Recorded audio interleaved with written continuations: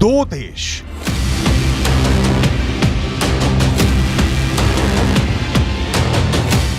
दो parade, 100 missile और drone जैसे घातक हथियार, लेकिन टारगेट एक। ईरान की ताकत दुनिया ने बहुत देखी है। आप यमन की पावर देखिए। ये वो देश है जिसने 9 साल से गृह युद्ध झेला, वो अब अपनी ताकत दिखा रहा है।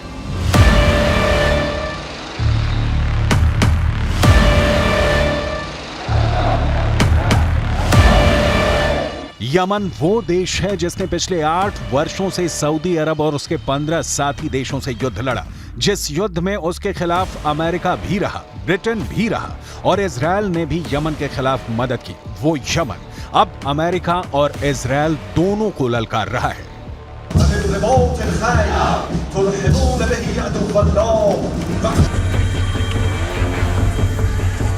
युद्ध की ऐसी ललकार, ऐसा गुस्सा, आप इस इलाके को पश्चिम एशिया कहकर बुलाइए, इसे खाड़ी कहिए या फिर मिडल ईस्ट, नाम कितने भी हों, लेकिन इस वक्त यूक्रेन के बाद दुनिया का सबसे खतरनाक इलाका कोई है तो वो यही जमीन है।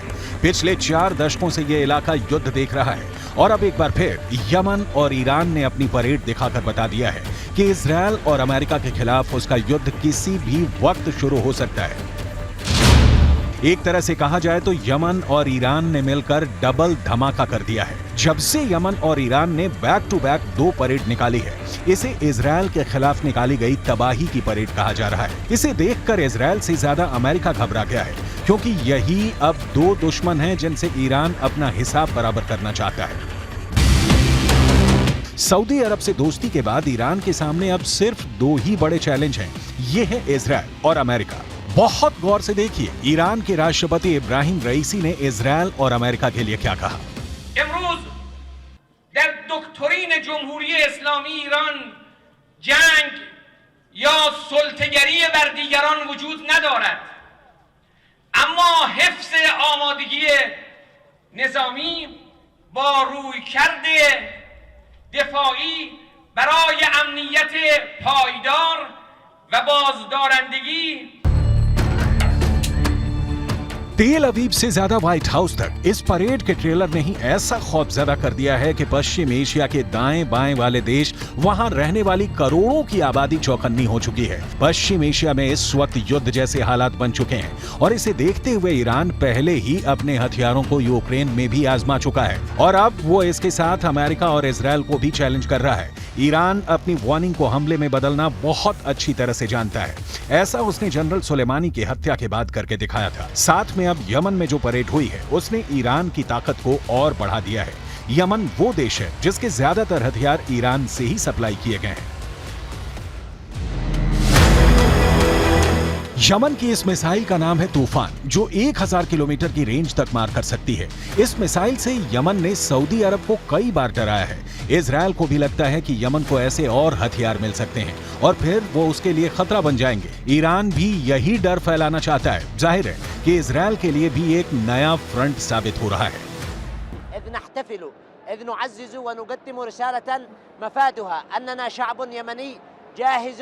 للسلام العادل والمشرف، لكننا في نفس الوقت أيدينا على الزناد لمواجهة أي عدوان وأي اعتداء على بلدنا أو استمرار في قمع شعبنا والاعتداء عليه।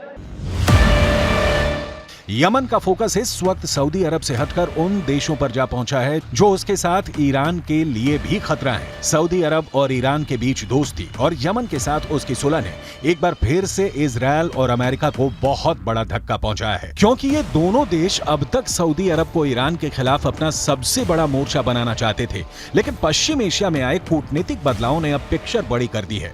यमन और सऊदी अरब के बीच युद्ध खत्म हो चुका है और यमन अब सीधे इजराइल को टक्कर देना चाहता है। लेकिन साथ में यमन की तरफ से एक वार्निंग सऊदी अरब को भी दी जा रही है, जो इस परेड में छुपी हुई है। यमन एक छोटा देश है, बेहद गरीब देश है, लेकिन उसने सऊदी अरब के सामने हथियार नहीं डाले। इसकी वजह ईरान से मिलने वाली मदद रही है। ईरान ने अपनी मिलिट्री पावर से अमेरिका और इजराइल दोनों को परेशान किया हुआ है। तेहरान में हुई परेड ने इसका एक छोटा सा मॉडल दिखा दिया है। इसलिए बड़ी पिक्चर में युद्ध का जो खतरा मंडरा रहा है, उसमें ईरान इजराइल के लिए बहुत खतरनाक साबित हो सकता है। इन दोनों की दुश्मनी किसी भी वक्त युद्ध में तब्दील हो सकती है। इसमें कोई शक नहीं कि पश्चिम एशिया में इजराइल और ईरान एक दूसरे के सबसे बड़े दुश्मन हैं। दोनों ही हमेशा एक दूसरे को मिटाने की धमकियां देते हैं।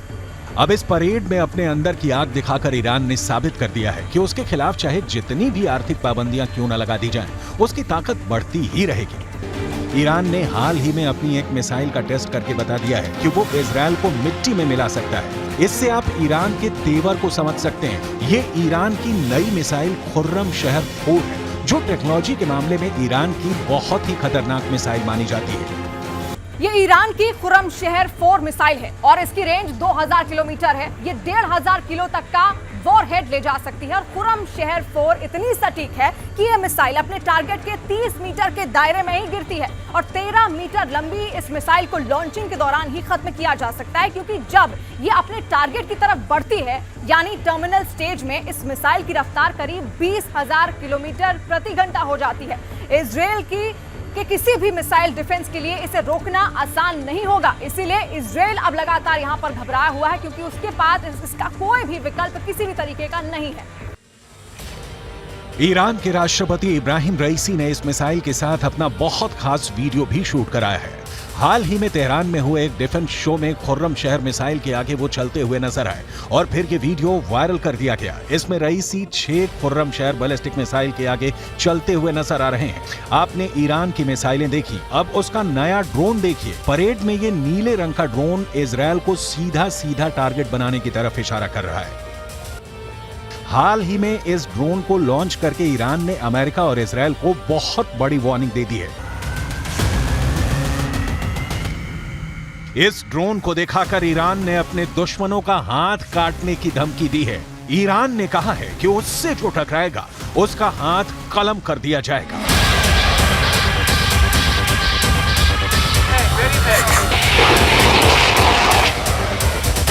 आखिर इस नए ड्रोन को लेकर ईरान का आत्मविश्वास इतना क्यों बढ़ गया है? ये ड्रोन गाइडेड बम से लैस है। ये drone anti tank guided missile से लैस है। इस ड्रोन का नाम है मोहाजिर 10 और यही ड्रोन पूरी दुनिया को दिखाकर ईरान ने 2 देशों को बहुत ही खतरनाक चुनौती दे दी है। एक है अमेरिका और दूसरा है इजराइल। दोनों ही ईरान के कट्टर दुश्मन माने जाते हैं।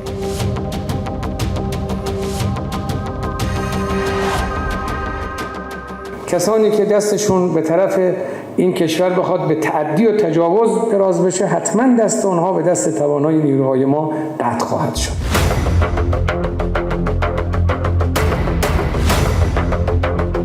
ईरान की राजधानी तेहरान में जब ये ड्रोन दिखाया गया तो वहां के राष्ट्रपति का आत्मविश्वास देखने लायक था। चकाचौंध वाले इस डिफेंस शो में मोहाजिर 10 को जब दुनिया के सामने लाया गया तो इसकी तुलना अमेरिका के MQ-9 ड्रोन से की जाने लगी। MQ-9 जिसे प्रेडेटर B ड्रोन भी कहा जाता है।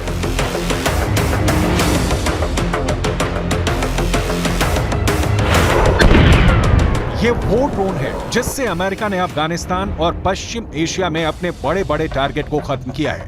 इसमें अल-कायदा का चीफ अल जवाहिरी भी शामिल था। लेकिन अब इसी ड्रोन की नकल बनाकर ईरान अमेरिका को चैलेंज कर रहा है। ईरान और इजराइल की दूरी 1800 किलोमीटर है और ईरान का दावा है कि मोहाजिर 10 2000 किलोमीटर की रेंज तक हमला कर सकता है। यानी ये इजराइल तक एक तरफा उड़ान भर सकता है और वहां एक कामिकाज़े ड्रोन की तरह हमला कर सकता है। इसी बात को लेकर अमेरिका और इजराइल घबराए हुए हैं। मोहाजिर 10 ड्रोन की रेंज 2000 किलोमीटर तक है। ये 24 घंटे तक आसमान में मंडरा सकता है और सबसे बड़ी बात यह कि मोहाजिर 10 ड्रोन 300 किलो वजन तक की मिसाइल और बम लेकर उड़ सकता है। ईरान के ड्रोन की रेंज बढ़ती जा रही है और अब इसकी जद में पश्चिम एशिया के वो इलाके भी आ रहे हैं जहां अमेरिका के अड्डे हैं और वो इस ड्रोन को लेकर काफी बौखलाए हुए हैं।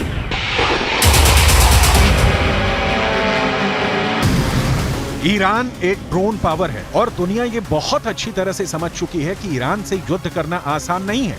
पश्चिम एशिया में ईरान ने अपने ड्रोन पावर की बदौलत ऐसा दबदबा कायम किया है कि इसका खौफ इजरायल तक नजर आता है।